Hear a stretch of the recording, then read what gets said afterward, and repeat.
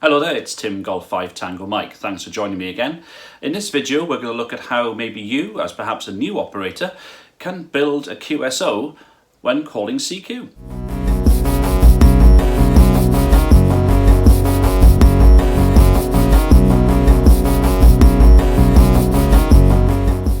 Hi folks, nice for you to join me again, and if you're new to the channel then think about clicking that subscribe button and the notification bell for any future videos, and if you're a regular or a subscriber then great to have you on board again. Thanks very much. So then, the art of building a QSO. If you remember in the previous video I made last week, we looked at how to call CQ. Now in this video we're going to look at how you can develop that into how to shape and manage a conversation or a QSO. It sounds perhaps an overly simplistic thing to look at, but of course the thing is, once you've called CQ and you've got someone coming back to you with a call, what do you do then, especially if you're very new to amateur radio? Now it helps to have a certain structure, I suppose, to your conversations. What you don't want to do is sound robotic and just go through the motions every time, because that gets boring for you. But certainly at the start and throughout, actually, it's good to have a sort of structure for you to follow in terms of how to shape your conversations.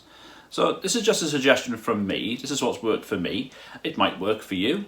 You might take part of it. You might say, actually, do you know what, I'll do something different, which is fine. But this is a chance just to show you what I do and how I approach shaping my QSOs. Now, bearing in mind, this is from the point of view of calling CQ. You call CQ, it's your frequency. You shape the conversations, you sort of manage the frequency, okay? Different when you're responding to somebody else, because they're in polite control of the conversation. But you're in polite control of the conversation if you're calling CQ and someone comes back to you. So let's give you an idea maybe as to how to shape that. So someone's come back to you and they're given their call sign. So what do you do? Well, first of all, what you can do is give them a signal report, all right? Now on HF, you might find there's a bit of movement in their signal because of QSB and other things, but that's fine. You can still give them a relatively an average report, if you like. If they're 5.5 to 5.9, tell them you're between 5.5 and 5.9, averaging around a 5.7, something like that. If their signal is strong or sort of stable or weak, you can still give them the report, can't you? So give them the signal report to start with. They'll probably respond by giving you a signal report and maybe giving them your name as well. So you perhaps can give them your name at the start as well. So say my name is say Tim, and your signal report is 5/7, over. You can do it like that. So a signal report and a name is a good way to go about starting things. Now if they respond back by giving their details as well and handing it back to you, if they're not in a rush to end the conversation, then you can come back and say, well, thanks for coming back. My location is... So you give them your location. You don't have to give them your name, the name of your road, your street, especially if you're on HF, of course. Give them a rough idea about where you are. So you might tell them the name of your county, or maybe where the nearest town or city is to you, if you're not in a big town or city. Just give them that, and give them sort of an idea of how far you are away. So in my case, I'm on the south coast of England, so I say I'm about 80 kilometres southwest of London. There you go. Now, if the person who's responding back to you is from within the UK or Ireland, or they know Britain quite well, then you can narrow it down. So I can say my nearest town is Bognor Regis. Okay, so that's fine. So it gives them an idea about where you are, depending what band you're on, depending on who you're speaking to. If it's somebody on 2 meters, they're going to be fairly close to you anyway, probably. So you can tell them what village you're in or whatever. That's absolutely fine. So, it depends where they're from, but as to how you shape where your location is. But certainly, it's a good thing to do. So after you've given a signal report and maybe you've just given them your name, discuss where your location is. And again, they'll probably do the same back to you. And there's probably 2 other main exchanges you can do, which sort of underline sort of the bread and butter part of the QSO, the main part. So you can then perhaps tell them about your equipment. So you can say what rig you're running, power, antenna. Simple as that. Don't have to go into great detail. They may well reply that back to you as well. Up to you whether you want to take a note of that. And by the way, we'll look at logging contacts perhaps in a future video. But just for now, by getting the QSO to flow itself, the conversation to flow, let's exchange details about your equipment. So in my case, it would be a Nikon 7300, end-fed half wave in the inverted V, and 100 watts. Okay, simple as that. So that's what you do. And they'll probably exchange something similar to you then. And then the final subject you can really cover with them might be something like the weather. So WX, which is the shortened version of the weather. You can say weather, you can say WX. WX today is about 23 degrees, it's looking outside now. 23 degrees, overcast, and it has been raining. I hope the weather is better with you today. And you can say their name and then say their call sign, back to you. So you're just keeping that QSO flowing in that respect. Now, if you know the person well, clearly you're going to jump in at different parts of the conversation. You're going to have a different type of conversation with them. If you don't know them at all, that gives you an idea of the sort of framework you can adopt. And when you respond to somebody else's CQ call, they may well adopt a similar sort of framework to the conversation. Remember, whoever's calling CQ is in polite control of that frequency. Okay? In fact, last Friday, when I made the video about calling CQ, I had a QSO with somebody who responded back to me. So what I'll do, I'll just play you that QSO now, and let's see what you think about it, and in terms of the shape of it. I think it follows roughly what we've just discussed. Might not incorporate every element. Can't remember now exactly, but we'll play it anyway, and we can see how that QSO went. It was a fairly short one. In fact, he also wanted to check some antennas with me as well, which is absolutely fine. So things like that can crop up. But it gives you an idea as to how to frame it. So let's have a look.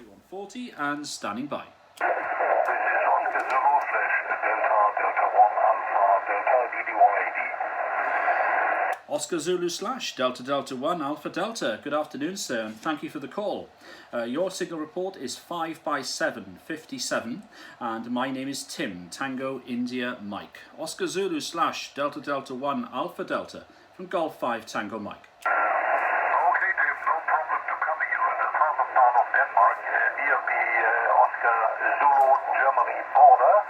Down to the Baltic Sea. Your report over here on my 60-meter dipole antenna is about 5 and 8, 5 and 8, 10. Name here is Oli, Oscar Lima Echo. Microphone to you. Hello, Oli. Nice to work with you. Thank you for the 5 and 9. You're also now peaking 5 and 9. Lovely signal with your dipole, I believe, for 60 meters. Making a nice contact, my friend. I'm working at 100 watts into an N-fed half wave, approximately 66 foot long, cut for 40 meters, and using a Yaesu 891 transceiver. And my location, Oli, is around 80 kilometers south of the capital city of London, on the south coast of England. Oscar Zulu / Delta Delta 1 Alpha Delta from Golf 5 Tango Mike. Okay, Tim, strong signal, no problem. Copy you. I have two antennas. I just prepared one antenna more. I have a dipole with 2 times 30 meters, about 60 meters.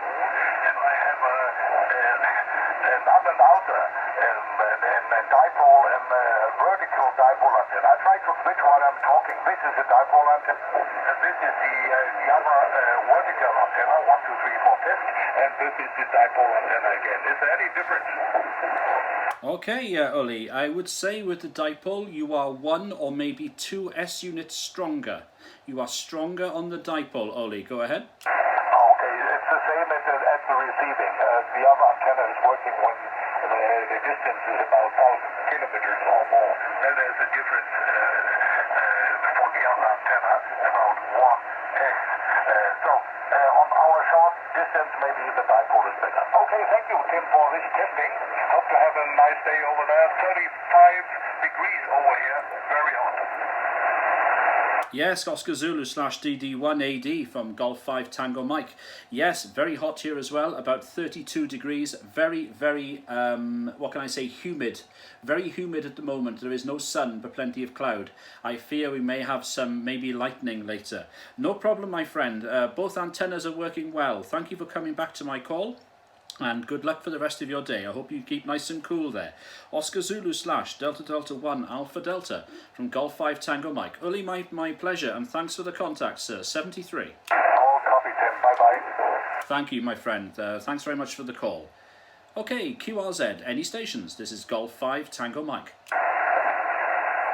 So don't forget, if it's your frequency, you're politely in control. If you're happy that the conversation's come to a natural end and you want to move on to somebody else, then say, well, thank you very much for the contact, whatever their name is.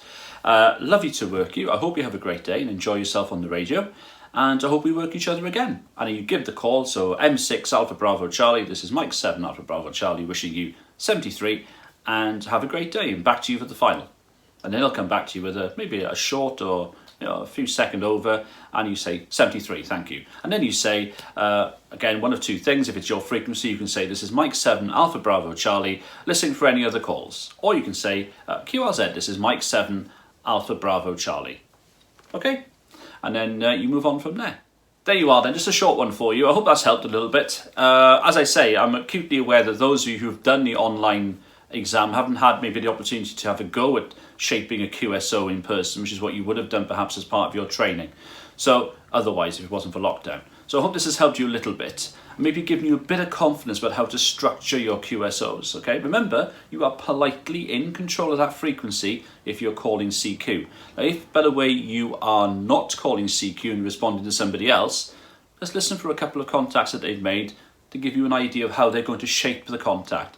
They may well just say signal report, location, brief outline of the of maybe the weather where they are or the equipment, and then they'll say 73. So you're kind of armed with how that conversation is going to go. You've got your patter ready. You know what you're going to say. You go ahead with it.